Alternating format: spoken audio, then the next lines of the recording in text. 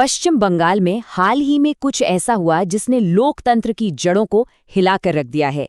एक सॉफ्टवेयर की गड़बड़ी और लाखों लोगों के वोट देने का अधिकार खत्म। तो क्या ये सिर्फ एक तकनीकी खामी थी या इसके पीछे कोई बहुत बड़ा डिजाइन था? आइए इस पूरी कहानी को परत दर परत समझते हैं। तारीख थी 2 अप्रैल 2026। जगह पश्चिम बंगाल का मालदा जिला। यहाँ 7 जजों को 9 घंटों तक बंधक बना लिया गया।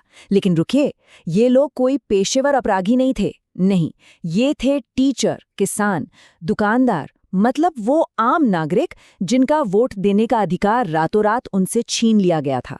स्पेशल इंटेंसिव रिवीजन, जिसे SIR भी कहते हैं, ये वोटर लिस्ट को अपडेट करने की एक प्रक्रिया है। तो इस प्रक्रिया के तहत 61 लाख, जी हाँ 61 लाख लोगों के नाम वोटर लिस्ट से पूरी तरह से हटा दिए गए।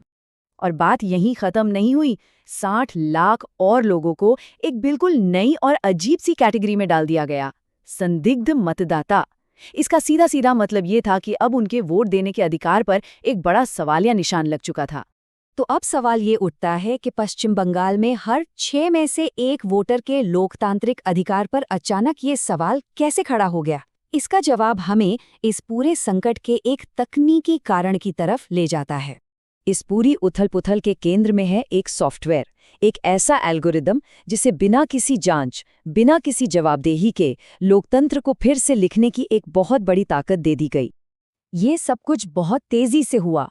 नवंबर 2025 में SIR शुरू होता है।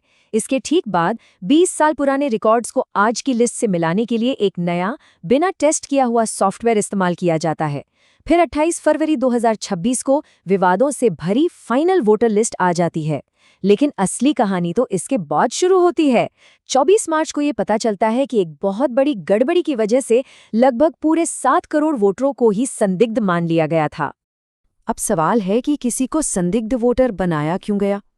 वजहें सुनकर शायद यकीन करना मुश्किल हो, जैसे नाम की स्पेलिंग में छोटा सा अंतर, मोहम्मद की जगह मोहम्मद का लिखा होना, या फिर पिता और बेटे की उम्र में 15 साल से कम या 45 साल से ज़्यादा का अंतर होना।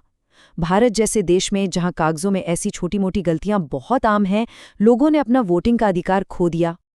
और जो बात सबसे ज्यादा चौंकाती है वो ये है कि चुनाव आयोग के एक वरिष्ठ अधिकारी ने खुद ये माना कि उन्हें कोई अंदाजा ही नहीं है कि ये सॉफ्टवेयर 95% सही था या 60%। मतलब बिना किसी क्वालिटी चेक के इसे इस्तेमाल में लाना एक बहुत बड़ा जोखिम था। पूरी प्रक्रिया में अफरा तफरी का आलम यह था कि लाखों लोगों की जिंदगी पर असर डालने वाले जरूरी आदेश लोकल अधिकारियों को व्हाट्सएप के जरिए भेजे जा रहे थे। कई बार तो ये आदेश चुनाव आयोग के अपने ही लिखित नियमों के खिलाफ होते थे। तो ये सब हुआ कैसे, ये तो हमने देखा। अब सवाल ये है कि इसका असर किस पर पड़ा। जब हम प्रभावित लोगों के डेटा को देखते हैं तो एक बहुत ही परेशान करने वाला पैटर्न सामने आता है। देखिए, इस पूरी कवायद का मकसद बताया गया था कि अवैध बांग्लादेशी अप्रवासियों को वोटर लिस्ट से हटाया जाएगा।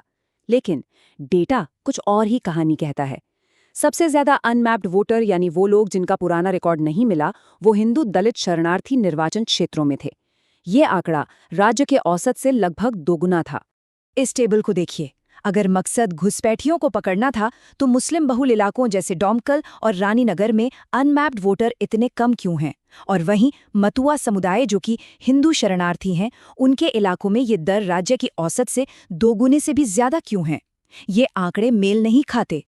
और जरा इसे देखिए, ये एक ही इलाके के अंदर के फर्क को दिखाता है। रानीनगर विधानसभा, जहां नियम और सॉफ्टवेयर एक ही थे, वहां हिंदू बहुल बूथों पर सिर्फ 3% वोटरों को संदिग्ध बताया गया, जबकि मुस्लिम बहुल बूथों पर यही आंकड़ा 58% तक पहुंच गया। और बड़े पैमाने पर देखें तो जिन 10 जिलों में संदिग्ध वोटरों की संख्या सबसे ज्यादा थी, उनमें से 9 जिले मुस्लिम बहुल आबादी वाले हैं। अकेले मुर्शिदाबाद में, जहां 66% आबादी मुस्लिम है, 11 लाख से ज्यादा मामले सामने आए। ये तो हुए आंकड़े, लेकिन इन आंकड़ों से परे उन लोगों की असली कहानियों पर आते हैं जो इस ब्यूरोक्रेटिक नाइटमेयर में फंस गए।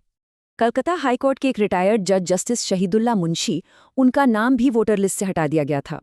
उन्होंने कहा यह अपमानजनक और दर्दनाक था। उनका नाम तो तब वापस जोड़ा गया जब मामला मीडिया में आया। लेकिन सोच के देखिए, अगर एक रिटायर्ड जज को अपने अधिकार के लिए मीडिया का सहारा लेना पड़े तो एक आम नागरिक का क्या होगा?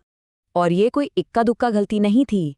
इस लिस्ट में मोहम्मद दुलाल अली, कारगिल युद्ध के एक सैनिक, ऋचा घोष, वर्ल्ड कप जीतने वाली क्रिकेटर, राज्य की पहली महिला मुख्य सचिव, 2 मौजूदा मंत्री और तो और इस पूरी प्रक्रिया को चला रहे बूथ लेवल अधिकारियों के नाम तक शामिल थे। तो इस स्थिति में एक नागरिक के तौर पर क्या किया जा सकता है? अब जरा जांच से हटकर एक्शन पर बात करते हैं। सबसे पहले ये जानना जरूरी है कि चुनाव आयोग ने डेटा को ऐसी बड़ी बड़ी PDF फाइलों में जारी किया जिन्हें सर्च नहीं किया जा सकता था। इससे विश्लेषण करना लगभग नामुमकिन हो गया। नागरिक समूहों को उस डेटा को खुद एक एक करके डिजिटाइज करना पड़ा, जो असल में सार्वजनिक और आसानी से उपलब्ध होना चाहिए था। तो अपनी स्थिति जांचने और अपील करने के लिए मुख्य तौर पर कुछ कदम उठाए जा सकते हैं। पहला, चुनाव आयोग की वेबसाइट पर जाकर बूथवार लिस्ट में अपना नाम चेक करें। दूसरा, अगर नाम गायब है तो तुरंत ECI नेट पोर्टल पर ऑनलाइन अपील फाइल करें। और तीसरा, अपने इलाके के SDM, SDO या DM के ऑफिस में एक ऑफलाइन अपील भी जमा करें। और हाँ, अपने जानने वालों को भी ऐसा करने के लिए जरूर कहें। लेकिन यहाँ एक सच में चौंकाने वाला तथ्य है। इस रिपोर्ट के समय तक जिन लोगों के नाम हटाए गए थे, उनकी तरफ से 2 लाख से ज्यादा अपीलें दायर की गईं। और उनमें से कितनों पर ट्रिब्यूनल में सुनवाई हुई? सिर्फ 2 पर। जी हाँ, सिर्फ 2।